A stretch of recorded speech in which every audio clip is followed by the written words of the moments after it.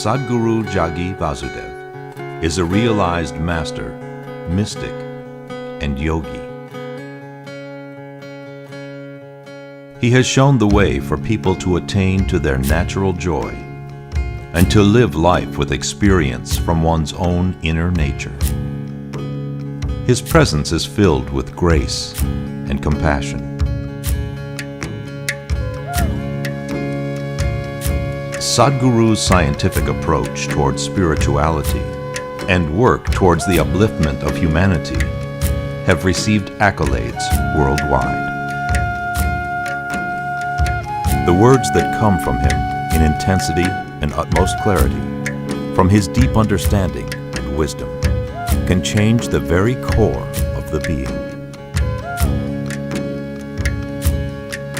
Belonging to no particular tradition, Sadhguru incorporates what is most valid for the modern person from the spiritual sciences. His work, an outpouring of his blissfulness, finds expression in the form of a ceaseless offering to help all beings. Available to all who are willing, Sadhguru's life is an invitation to the divine through individual transformation.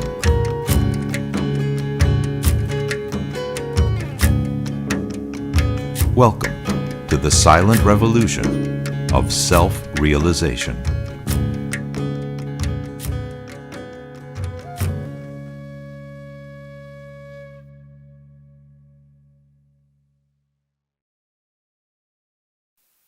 Sadhguru, the Shastras talk elaborately about the virtues required of a woman. What Shastras? You're talking about Shastras? What are these virtues according to you?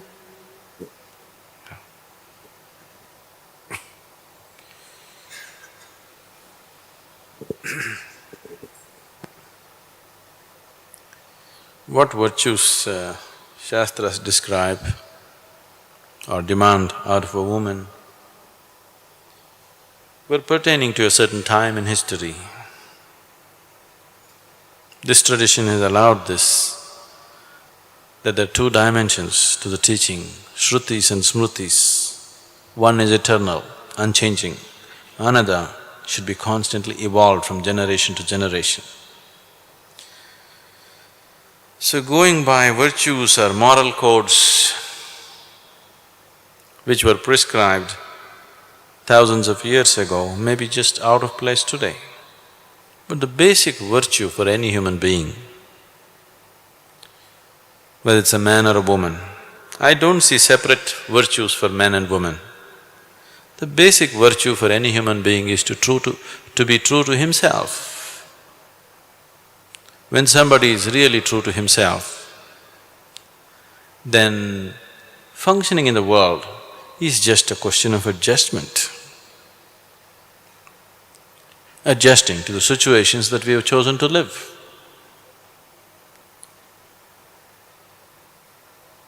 What is virtue? Only when you're truly empty, you're virtuous.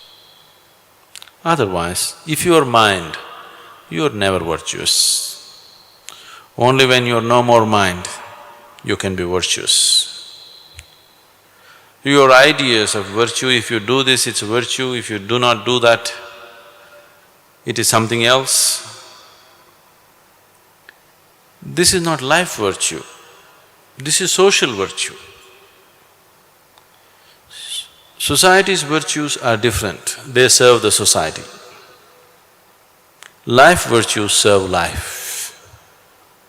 I am somebody who serves life, not the society. So my virtues are of life. And the only true virtue or the virtue which allows you… Virtue means that which takes you beyond in a certain way.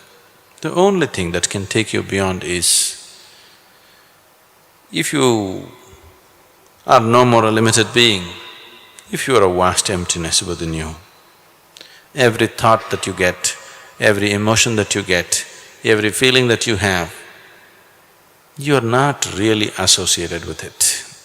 You have all those things, but you are not that. That's virtue. When you're no more a bundle of thoughts or emotions or opinions or sensations, then you are perfectly virtuous. If you're identified with your sensations or your thoughts or your emotions or your opinions, then you cannot be virtuous because you'll be biased with life. If you're truly virtuous, you must be beyond all bias.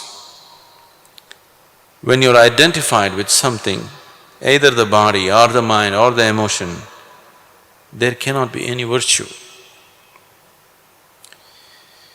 Now, for example, is Veerappan a virtuous man? You know, Veerappan, is he a virtuous man? Today he is a criminal. Everybody is wanting to have him dead. But do you know, in Tamil Nadu, one of the greatest titles that used to be conferred to great heroes in the past was one who has slain 1,000 elephants, means it is like Paramvir Chakra. Veerappan has slain almost 500, 600. He's close to becoming the greatest Tamilian ever isn't it? So, our values and virtues have changed. Today if you kill 1,000 elephants, you are a criminal who has to be put to death. But 1,000 years ago, if you killed 1,000 elephants, you were the hero of the highest order. So, society's virtues are biased against life. When you are not identified with anything, you will be absolutely virtuous. When you're not identified with anything, only then you are truly capable of compassion. When you're identified, you can only be biased. When you're compassionate, you're always virtuous. People being sympathetic to certain causes or certain people is not compassion.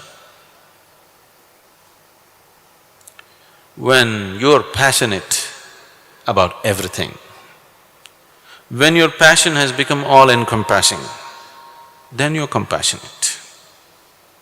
Compassion is not little pity or sympathy for something. When your passion encompasses everything, you're compassionate.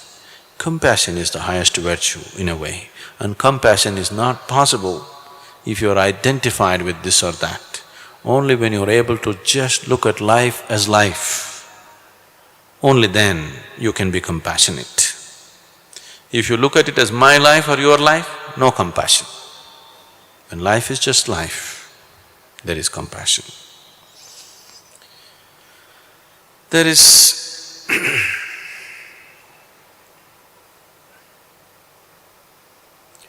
see, today everything that we do, even the so-called good causes, people who take up good causes are happening with identification.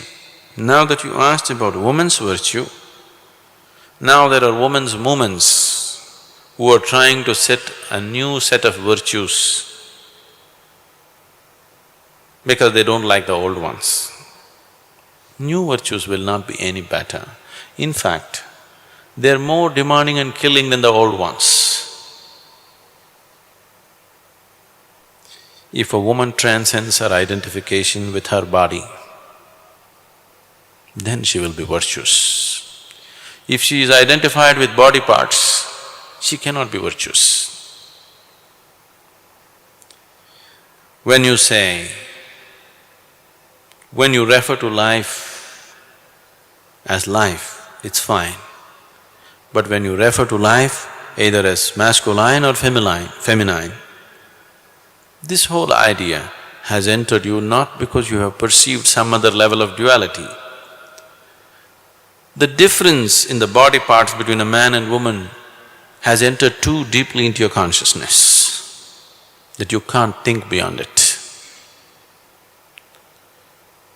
I know everywhere people are talking about women's issues. Women's issues can be talked only on the social level because there has been a certain amount of exploitation and injustice. We can talk about it socially. But individually, there are no women's issues. You should not carry your manhood or womanhood 24 hours of the day, it's not necessary. You can just be a being. Certain times of your life, certain situations in your life, you need to be a man or a woman, that's fine. But rest of the time, why do you want to be identified with a few body parts all the time? If you must be identified with some body part, I would suggest a brain would be better instead of reproductive organs. So there's no separate virtue for women. Virtue is for all human beings, and compassion is always the highest virtue. Compassion means including everything in your passion. When the whole existence is involved in your passion, you're compassionate. Sadhguru, for a woman who is married, who has her husband and children to take care of, can she pursue a spiritual path? I mean, is it necessary for her? And what I see is that when women start walking on the spiritual path, there is so much fear created in the people around her that she might drop her family. You mean the woman around her? Possibly. Usually. So how is it possible to manage all this?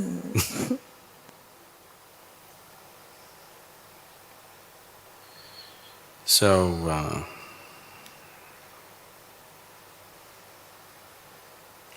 generally in this culture, there have been more women on the spiritual path than men most of the time. But they carried on their spirituality quietly, in the secrecy of their hearts. That is why, generally for a woman, both for her temperament and for her social situation, what was most suitable was bhakti.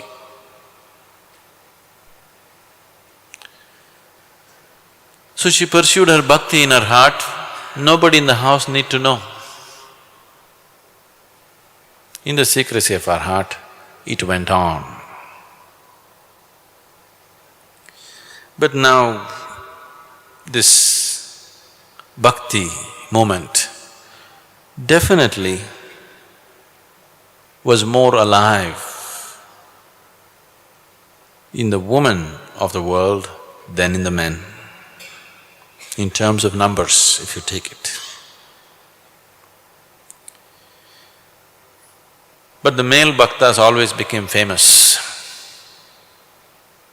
The women who were bhaktas, they couldn't even talk about it except a few, like Akka Mahadevi or Mirabai or somebody who burst forth outside. Others just kept it to themselves. They found it liberating and it was fine. They were not looking to be recognized in any way.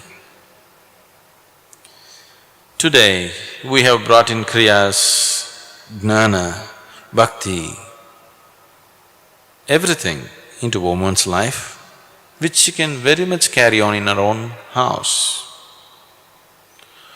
Only karma yoga, she has to move out. Otherwise, all the other three dimensions she can carry on within the house without anybody knowing about it. Except when she does kaka in the morning, little problem, you know. Rest of the sadhana, nobody need to know. So, when the social situation or the family situation is not conducive, if it is not conducive, it's not so for every woman. For some, it is not conducive. If it is so, you just have to handle it tactfully. And that is so for man also. It is not that man is free from it. There are many families where women are stopped from even meditating. There are also many families where men are stopped from meditating. But when a woman is stopped from meditating, she can easily come here and cry before everybody. My husband doesn't allow me to meditate. But if a wife is stopping the husband from meditating, he cannot even cry before everybody, my wife is stopping me from meditating, he will just sit quietly. Once you walk the spiritual path, whether you're a man or a woman, people around you tend to feel insecure and tend to try to stop you. So they try to create some situations, in turn a little bit of suffering because people don't understand and, those unpleasant situations.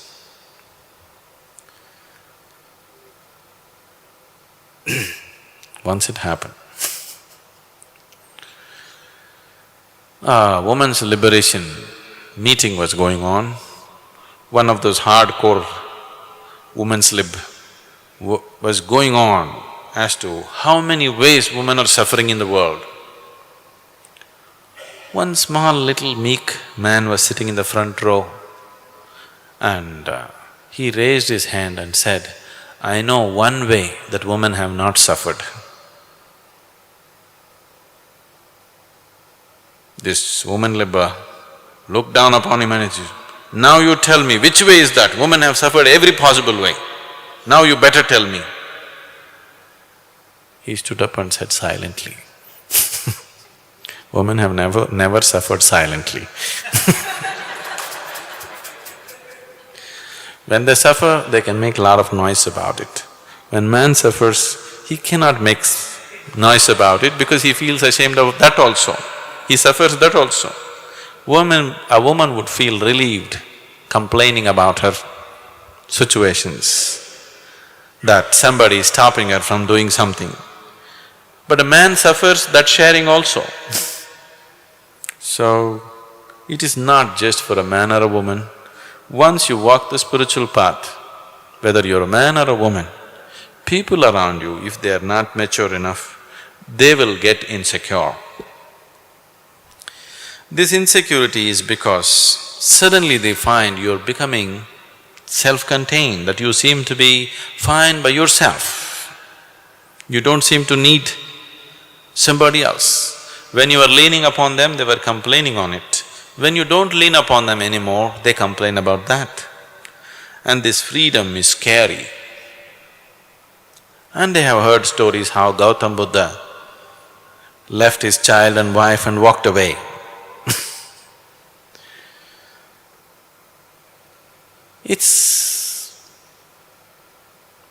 It's very much a part of one's growth to look beyond these things, to manage these things tactfully and go beyond that.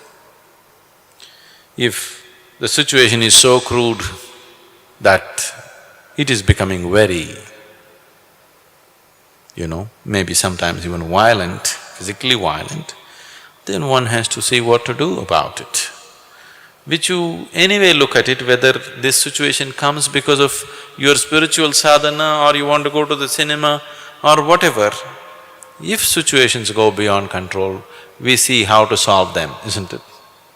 The same goes for this also. Now, women walking spiritual path, I want you to understand, once you're on the spiritual path, you must forget that you're a woman. You must just look at yourself as life.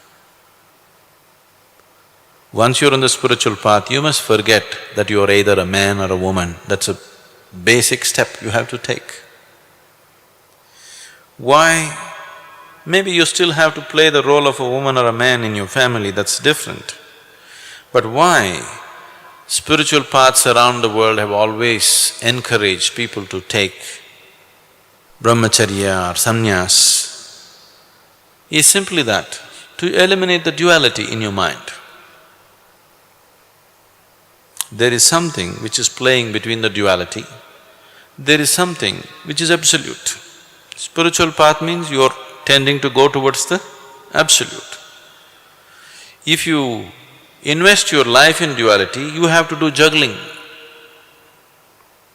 See, please understand, if you have a very good marriage means that you have a very good juggler. You're juggling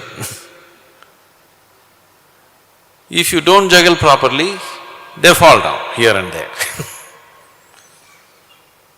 By the time you pick up one ball, the others fall down, you know? You know, people who are juggling 4 or 5 balls at a time, if one falls down, by the time you pick this up, everything falls down. So, once you invest your life with the identification of the duality, juggling is inevitable, you have to juggle.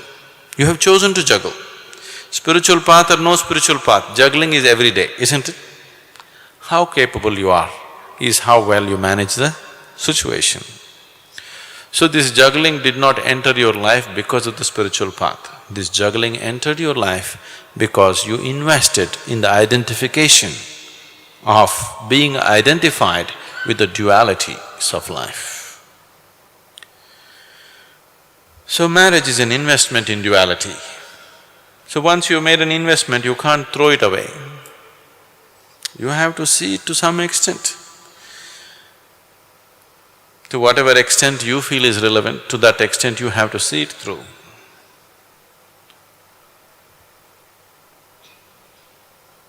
So, people around you bothering you, but unfortunately, in most homes, at least in the Indian homes, I think, it's the woman, the other woman in the family who are the biggest problem, isn't it? Generally it is so. So what I'm telling you is the problem is not because you're a man or a woman. The problem is just that you're doing something by yourself without involving other people. So it's best you enroll all of them for yoga program. It's best that the whole family is walking the spiritual path. Then it'll be easier. But it may not be always possible, so then we have to juggle. Some female spiritual leaders have said that it is better for a woman to seek a female guru. Is it so? It's better. They say that? Okay.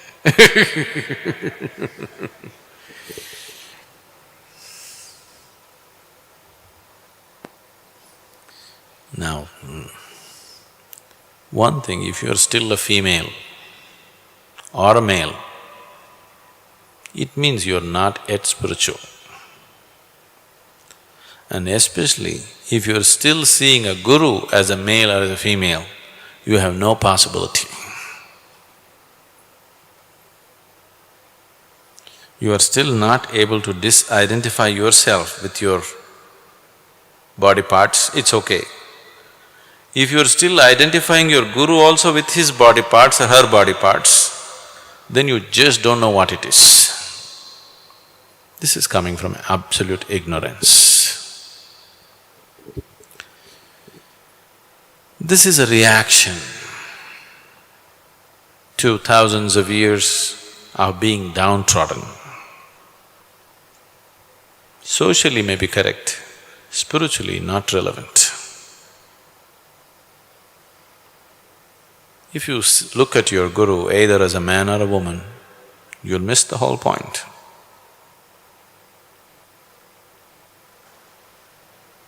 You have talked about Kriya Yoga being a path for the tough people. Are there any women Kriya Yogis on the path? Women? Women Kriya Yogis on the path? There have been, but very few, because Kriya Yoga demands a certain extreme sense of discipline and perseverance at certain stages of its sadhana. Generally,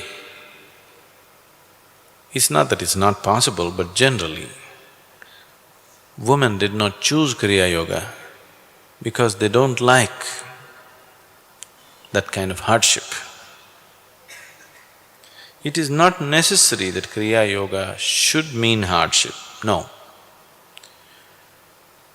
But biologically, a woman is slightly disadvantaged when it comes to Kriya Yoga. Not essentially so, but to a certain extent she is disadvantaged. But what I have seen and known is the general Kriya Yoga that was taught was mostly designed for a male because most of the practitioners were male. See, suppose all the people here who come to us are only 3 feet height. All the people who come to Isha Yoga center are only 3 feet height. What will we do? We'll build a door which is only 3.5 feet tall, because everybody can come in comfortably with that. Only tomorrow when a 6 foot tall person comes, a problem arises. Till then there is no problem. So generally, only men walk the path of Kriya Yoga because it involved a certain discipline and it involved a certain taking away from the normal situations of life, which was not possible at all in this culture for a woman, because by the time she was 8 or 9, she was married. By the time she was 15, she had a child. So the question of she going into such atmospheres which Kriya Yoga demands was not available. So traditionally, it got established like Kriya Yoga means it's for men only. Not because yoga is of that nature, because social conditions were of that nature. So all the practices that were designed and structured by various masters were all male-oriented because their disciples were male. Accordingly, they structured the processes.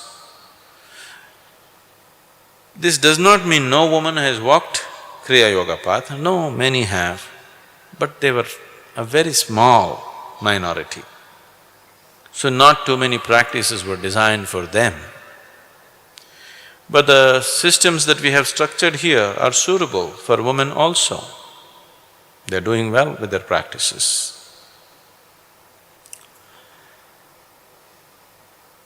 So can a woman walk Kriya Yoga? Yes, she can. But if she wants to walk Kriya as 100% path, she's slightly disadvantaged. She's come with a little handicap. So she needs little extra effort if she's willing to do that. But it's always best if one wants to progress, to mix all aspects of life, to create a proper combination of these 4 dimensions of jnana, karma, kriya and bhakti. And in a woman generally, the emotional dimension in him, in her is more dominant than other dimensions. It's good to make use of that. Why give up an advantage and take up a handicapped position? It's better to make use of the advantages that she has.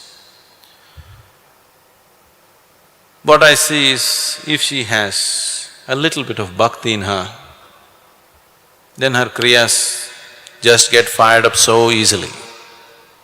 If she has no bhakti in her, to move her energies with kriya becomes very difficult for a lot of women. So it's better to make use of that.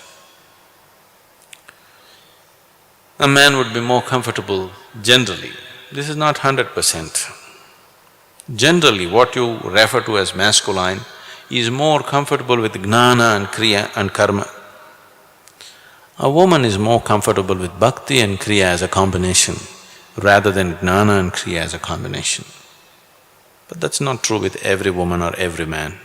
It people, oscillate between the two. We are offering Kriya Yoga to women, we are not making any distinction. But if people raise to a certain pitch of practice, then I would also prescribe different types of practices for men and women. Because certain practices which have come traditionally are not suitable for women. It will not be conducive for their biology. To get into such practices, it will disturb the system. So accordingly, a practice can be structured. It is not that the masters of the past did not want to create practices for women. They did not because there were no women among them, that's all. Dear Sadhguru, many spiritual leaders have prohibited women from wearing Rudraksha. But here I see many women also wearing Rudraksha. How is this? Because there are no spiritual leaders here.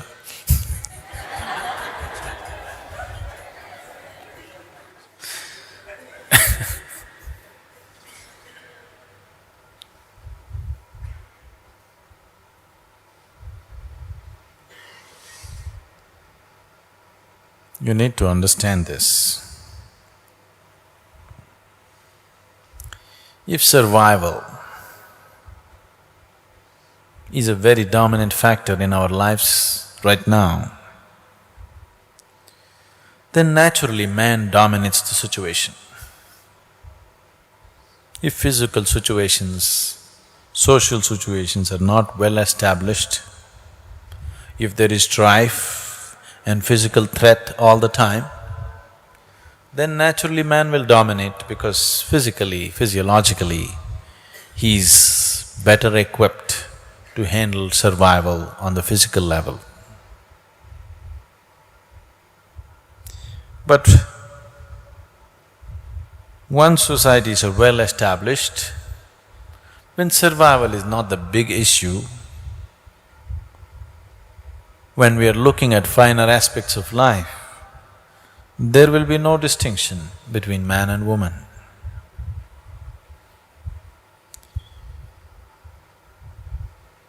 And unfortunately, the so-called spiritual leaders always wants to keep the strife in the society on for so many reasons. And their understanding probably, I think it's better you withdraw that word spiritual and say religious leaders. I don't think anybody on the spiritual path is resisting that. They are not. Certain religious groups are, because somewhere certain norms were formed when in certain phase of history, when man was all dominant, woman was very subservient. At that time, certain rules were formed. Whoever is dominant, they make the rules according to their convenience, isn't it? Always. Unfortunately, that's been the history of humanity. Whoever is dominant makes rules according to his convenience. Very few people in the world have thought of everybody's well-being, of every creature's well-being. A very small percentage of people, a very small percentage of humanity has thought and felt about every life as themselves and formed norms and rules as it is necessary for everything around them. Otherwise, most humanity has always formed rules as it's convenient for them, not for somebody else. So, what is the big problem between this man and woman?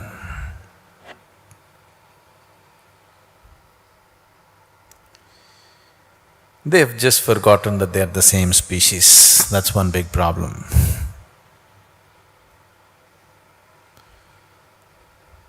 Another problem is, their intelligence is completely hijacked by their hormones. because they cannot look at life just as life. They're so influenced by their hormones that they have to think about the woman all the time. Because they think about the woman all the time and she doesn't let them do anything with their lives, they somehow concluded she must be the devil, not understanding that your intelligence has been hijacked by your own chemistry. So somewhere she bothered man so much that he started thinking, she must be the devil, she won't let me do anything, all the time she's in my mind. And so we started inventing all kinds of impurities in her. One big impurity for which they're saying she should not wear rudrakshis, that she has menstrual cycles. If you don't know this, when your mother bore you, when she was pregnant with you, she had no menstrual cycles. That means that is the stuff you're made of, whether you like it or you don't like it. That's what you're made of, that's what this body is made of. So if she is impure and her menstrual cycles are impure, then unfortunately the whole humanity is impure. So especially if you're impure, you must wear rudraksh to purify yourself.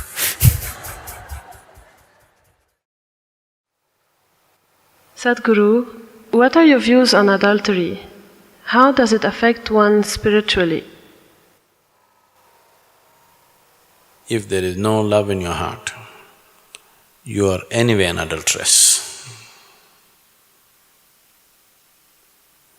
For convenience and comfort, if you have given yourself to any aspect of life, not necessarily a man or a woman for that matter, without love in your heart, if you have given yourself to any aspect of life, you are an adulterer, isn't it?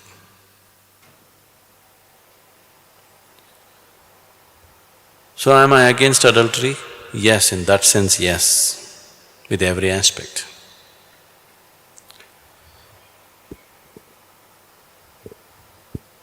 But if you're talking about what is considered socially as adultery,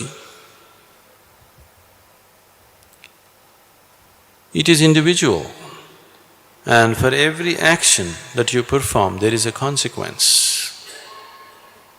Most people I know, they are not willing to face the consequences when they come. But without facing consequences, they want to have situations that they enjoy.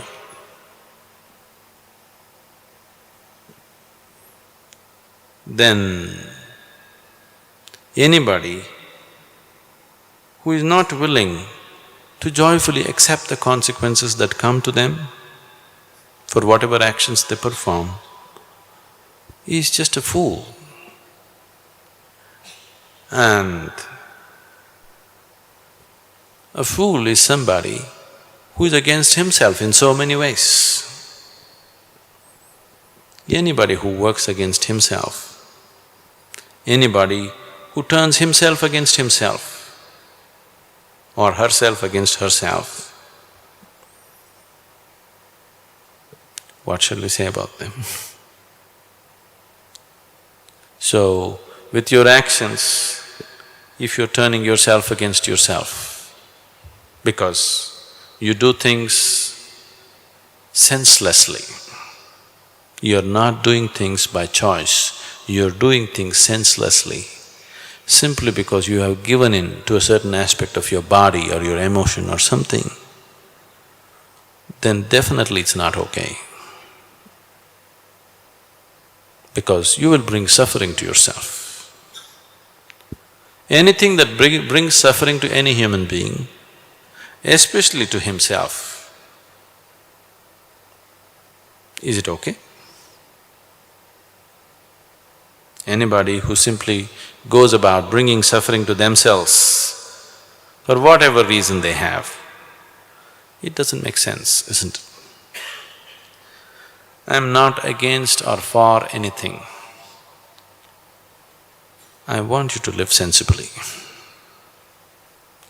What makes utmost sense to you, you must do that. Is this wrong, is that wrong? That's not the point.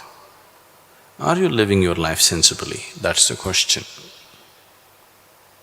Or are you a slave of something and trying to find approval from me for some nonsense that you do? No. I have neither approved any action or disapproved any action. As long as you're behaving sensibly about what you're doing. A senseless life is sin, isn't it? If you live sensibly, in a way that Creator will be proud of you, it's fine. If you've just given into either the ways of your body or your emotion or your mind and going against yourself, it's not sensible. So such senselessness, is it wrong? I'm not even saying it's wrong, it's just very limited and stupid. I have never termed anything right or wrong in my life. But anything that's limited and stupid is not worthwhile, that's all. So I would say adultery is not worthwhile. Is it right or wrong? Who am I to pass a judgment on anything about life? I don't pass judgments about life, but it is stupid and limited to do anything which causes suffering to yourself. It is stupid and senseless to give in to something which seems to be everything today and tomorrow it will make you feel like a fool, isn't it? It's stupid to give in to something which makes you think today it's everything and tomorrow morning it makes you look like a fool to yourself, not to somebody else. That is a senseless way to live. You must live in such a way with so much sense that God should be envious of you. If you show such sense, there's no right and wrong with your life. If you don't have such sense, everything is wrong with your life.